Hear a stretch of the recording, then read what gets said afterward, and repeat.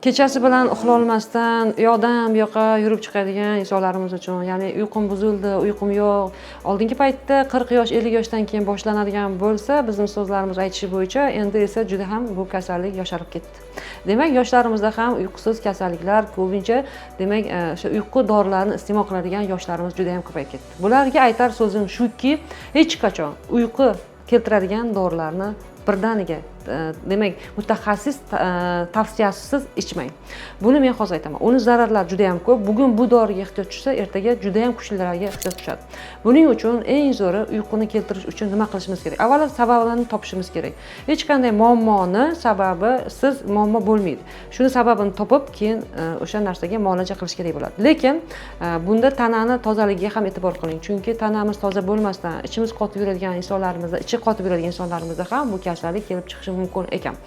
Endi buni ishni normalga keltirib turib, oyoqlarni har kuni vannalar qilib, oyoqlarga yog'lar surtib, tak qismlariga, qo'l kaftlariga yog'lar surtib yuradigan insonlarimizda, demak, uyquni juda ham yaxshi keltirar ekan.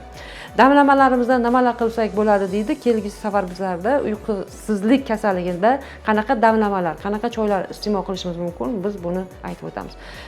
Siz doimo uyqungizni bir vaqtda namoyon qiling, ya'ni 10 da uxlashga harakat qiling va hamma narsalardan uzoqlashishga harakat qiling.